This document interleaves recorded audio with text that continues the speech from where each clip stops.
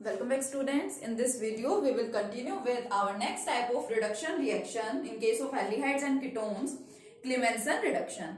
हम लोग रिडक्शन के बारे में पढ़ चुके थे कि जब एल्डिहाइड्स का रिडक्शन करवाते हैं तो 1 डिग्री अल्कोहल्स की फॉर्मेशन होती है एंड जब कीटोन्स का रिएक्शन कराते हैं तो 2 डिग्री अल्कोहल्स की फॉर्मेशन हो जाती है। अब हमें यहाँ पे दो टाइप के नेम रिएक्शंस और पढ़ने हैं जो रिडक्शन की ही टाइप्स हैं। First one is Clemmensen reduction and second one is wolf-Kishner reduction.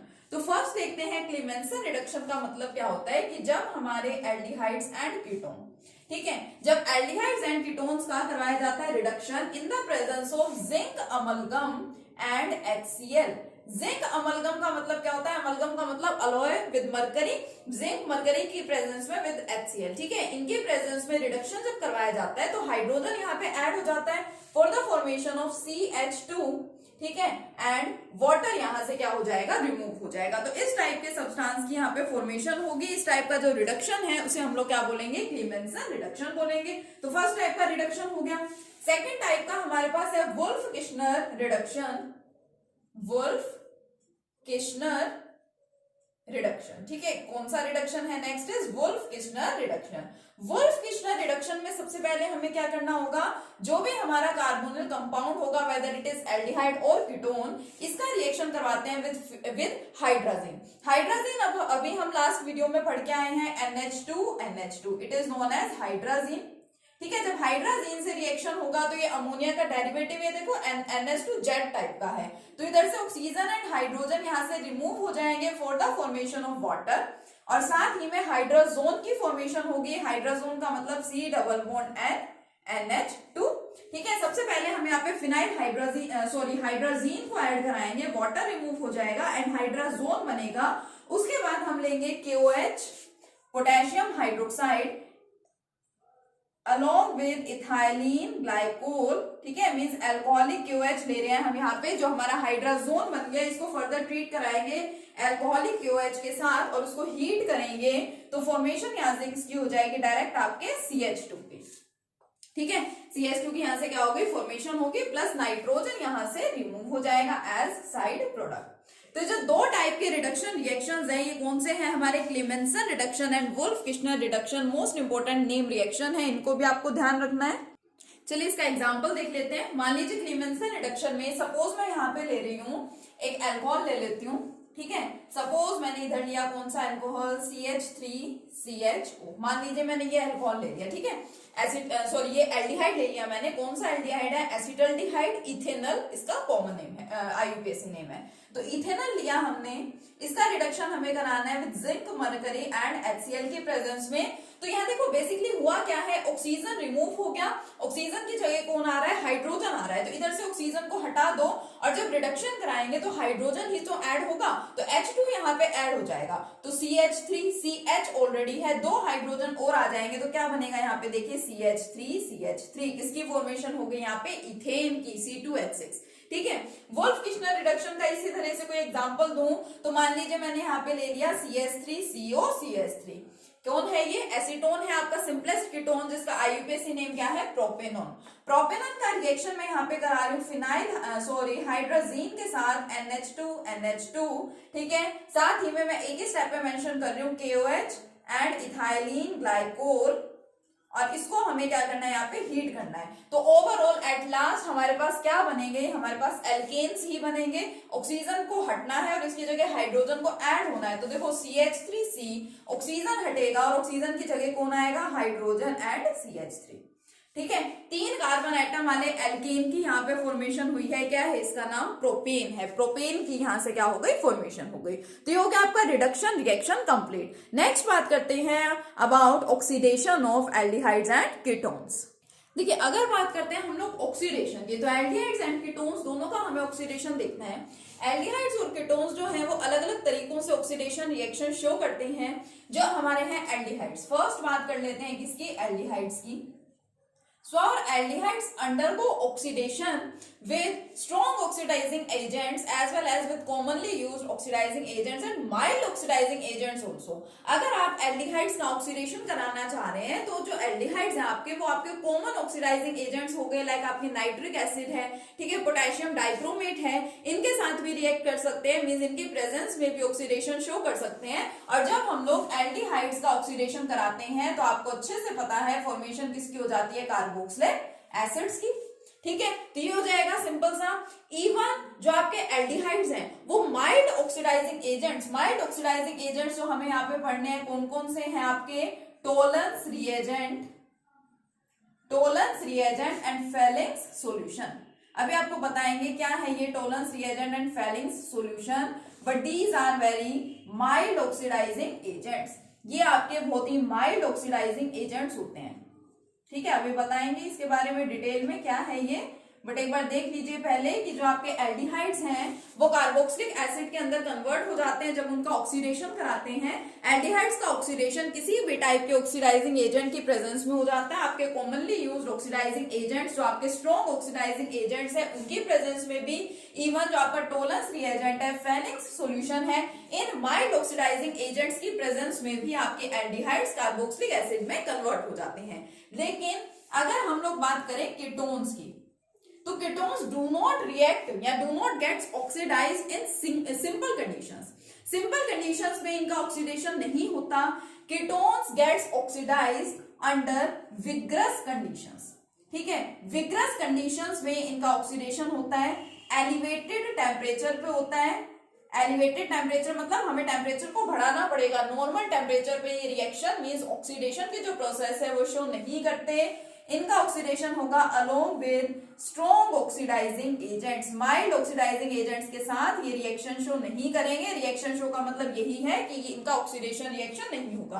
तो विग्रस कंडीशंस अप्लाई करनी पड़ती है, एलिवेटेड टेम्परेचर बढ़ाना पड़ेगा और साथ ही में हमें क्या लेने पड़ते हैं, स्ट्रॉन्ग ऑक्सीडाइजिंग एजेंट्स। और इनका जो ऑक्सीडेशन है वो होता भी कुछ डिफरेंट तरीके से है।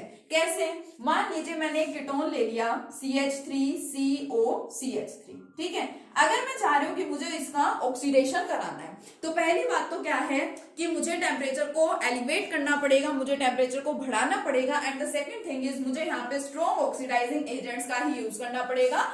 माइल्ड ऑक्सीडाइजिंग एजेंट्स यहाँ पे नहीं वर्क करेंगे। तो मैं यहाँ पे लिख देती हूँ कि विग्रस कंडीशंस में यहाँ पे रिएक्शन हो रहा है, ठीक है। तो जब ऑक्सीडेशन होगा, एल्डिहाइड्स का ऑक्सीडेशन हुआ तो बन गई कार्बोक्सिलिक एसिड्स। यहाँ पे भी कार्बोक्सिलिक एसिड्स बनती है, but here the breaking of the bond also involve.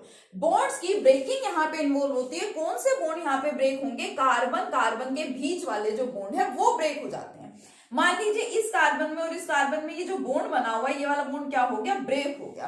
तो बनेगी तो आपकी कार्बोक्सिलिक एसिड ही ऑक्सीडेशन होने पे, लेकिन किस तरह से बनेगी, देखो मान लो ये वाला बॉन्ड, ये कार्बन और ये वाले कार्बन के बीच का बॉन्ड हो गया ब्रेक, तो एक तो ये वाला पार्ट रह गया और एक रह गया ये वाला पार्ट। देखो क्या होता है, जो इधर वाला पार्ट है CH3CO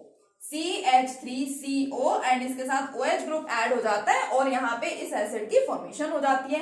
प्लस साथ में ये जो अकेला यहाँ पे जो ग्रुप बचता है, ये जो हमारा मिथाइल ग्रुप यहाँ पे अकेला बचा हुआ है, इस मिथाइल ग्रुप की रिस्पेक्टिव कार्बोक्सिलिक एसिड बनेगी। रिस्पेक्टिव कार्बोक्सिलिक एसिड का मतलब जितने कार्बन एटम यहाँ प्रेजेंट है उतने ही कार्बन एटम आपकी कार्बोक्सिलिक एसिड जो बनने वाली है उसमें भी प्रेजेंट होंगे। यहाँ पे सिर्फ एक ही कार्बन है तो आपकी कार्बोक्सिलिक एसिड भी एक ही कार्बन एटम वाली बनेगी और वो कौन सी है, आपकी फॉर्मिक एसिड HCOOH।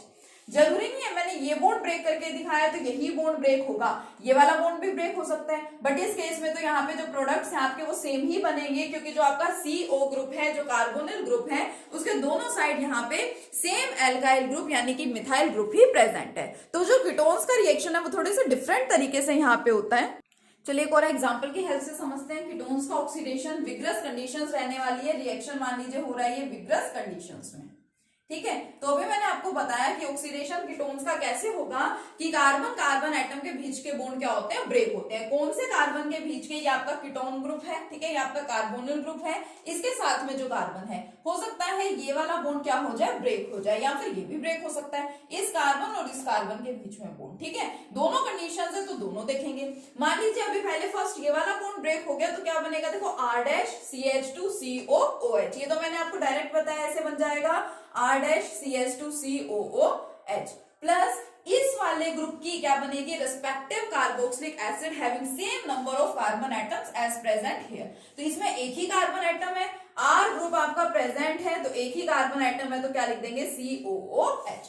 अगर ये वाला बॉन्ड ब्रेक हुआ तो अब मान लो मेरे पास यही वाला कंपाउंड है, बट अब मैं क्या शो कर रही हूं यहाँ पे कि जो बॉन्ड ब्रेक हुआ है कार्बन कार्बन एटम के बीच का वो ये वाला बॉन्ड है, ठीक है। ऑक्सीडेशन हो रहा है अंडर विग्रस कंडीशन, तो क्या बनेगा C डबल बॉन्ड O वाला जो पार्ट रहता है उसके साथ आपको जस्ट OH ऐड कर देना होता है, कार्बोक्सिलिक एसिड बनानी होती है, तो क्या बनेगा R-CH2COOH। और इस केस में इसकी रिस्पेक्टिव कार्बोक्सिलिक एसिड, ठीक है, यहाँ पे एक कार्बन है तो एक ही कार्बन आपको यहाँ दिखाना है R- के साथ COOH। तो इस तरह से आप लोग ऑक्सीडेशन दिखाते हैं। किसका ऑक्सीडेशन हो गया, कीटोन का। बट याद रखेंगे एल्डिहाइड्स जो है वो किसी भी टाइप के ऑक्सीडाइजिंग एजेंट से रिएक्शन शो कर लेते हैं, चाहे हो वो माइल्ड ऑक्सीडाइजिंग एजेंट, चाहे हो वो आपका बहुत strong oxidising agent. But ketones जो है वो माइल्ड ऑक्सीडाइजिंग एजेंट्स के साथ ऑक्सीडेशन के प्रोसेस शो नहीं करेंगे।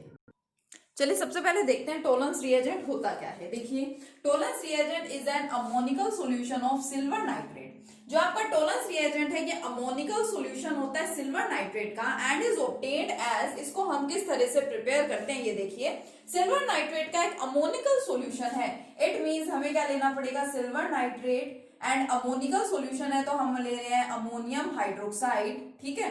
क्या बनेगा यहाँ से देखिए, सबसे पहले फर्स्ट स्टेप में सिल्वर ऑक्साइड की फॉर्मेशन होती है, Ag2O के प्रेसिपिटेट्स बनते हैं सिल्वर ऑक्साइड Ag2O प्लस साथ में यहाँ पे बनता है NH4NO3 ammonium nitrate and along with this some amount of water is also produced.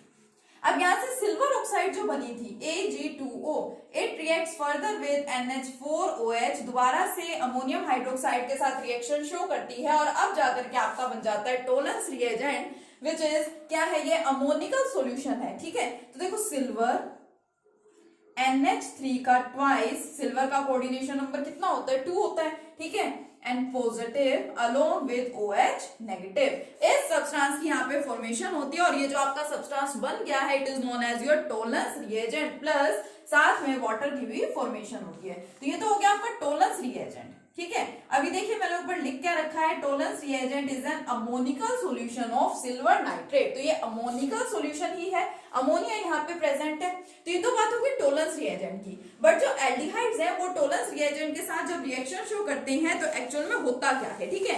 अब कोई एल्डिहाइड ले लेते हैं। अब ये जो टेस्ट है टोलेंस रिएजेंट का या फेलिंग सॉल्यूशन की बात करेंगे, these are also used to distinguish between aldehydes and ketones, क्योंकि अभी मैंने बताया कि जो कीटोन्स हैं वो तो mild oxidising agents like Tollens reagent and Fehling solution के साथ रिएक्शन शो ही नहीं करते हैं, तो कीटोन्स तो रिएक्शन शो करेंगे नहीं। लेकिन हमारे दोनों टाइप के aldehydes whether it is aliphatic और aromatic, aliphatic as well as aromatic aldehydes shows reactions with Tollens reagent. दोनों टाइप के एल्डिहाइड्स टोलेंस रिएजेंट के साथ रिएक्शन शो करेंगे, ठीक है। टोलेंस रिएजेंट के प्रेजेंस में ऑक्सीडेशन शो करते हैं। मान लीजिए कि आपका एल्डिहाइड है कोई RCHO, इसका रिएक्शन आपको कराना है टोलेंस रिएजेंट के साथ, तो इसको रिप्रेजेंट ऐसे कर दिया जाता है AgNH3 का ट्वाइस पॉजिटिव प्लस साथ में हम ले लेते हैं अलग से दिखा देते हैं किसको, हाइड्रोक्साइड आयंस को, ठीक है। ये आपका RCHO, इसके एक्चुअल में 2 मोल्स लिए जाते हैं and 3 moles of OH negative यहाँ पे प्रेजेंट होता है। तो होता क्या है, जिस टेस्ट ट्यूब में आप ये रिएक्शन कराते हैं, ठीक है, उस टेस्ट ट्यूब में क्या आप ऑब्जर्व करेंगे, जो आपका एल्डिहाइड है, एल्डिहाइड तो कन्वर्ट हो जाता है कार्बोक्सिलेट आयन में, ठीक है, क्योंकि ऑक्सीडेशन एल्डिहाइड्स का ही हो रहा है इसकी प्रेजेंस में, तो वो कार्बोक्सिलेट आयन के अंदर कन्वर्ट हो ही जाएगा। प्लस साथ में यहाँ पे सिल्वर की फॉर्मेशन होती है। जिस टेस्ट ट्यूब में आप ये रिएक्शन कराएंगे उस टेस्ट ट्यूब में आप क्या करेंगे, आप एक ब्राइट सिल्वर मिरर को ऑब्जर्व करते हैं। इस वजह से इस टेस्ट को हम लोग सिल्वर मिरर टेस्ट भी बोलते हैं। This test is also known as the silver mirror test, ठीक है। सिल्वर की तरह आपको एक ब्राइट मिरर की तरह से आपको शाइनी शाइनी सा कुछ दिखाई देगा। एक्चुअल में सिल्वर की वहां पे फॉर्मेशन हो जाती है, प्लस साथ में वाटर मॉलिक्यूल्स की भी फॉर्मेशन होगी, एंड यहाँ से अमोनिया की क्या हो जाती है, फॉर्मेशन हो जाती है। सो सिल्वर यहाँ पे बेसिकली प्रोड्यूस हुआ है, तो ध्यान रखेंगे। और जो एल्डिहाइड है वो ऑक्सीडाइज हो गया है यहाँ पे कार्बोक्सिलेट आयन में। बैलेंस करना चाहिए तो 2, 2 एंड 4 ये क्या हो जाएगा, बैलेंस हो जाएगा। This test is your silver mirror test, और ये टोलेंस रिएजेंट के साथ हमने यहाँ पे रिएक्शन शो कर लिया। नेक्स्ट लेक्चर में हम कंटिन्यू करेंगे with Felix solution. Okay, thank you.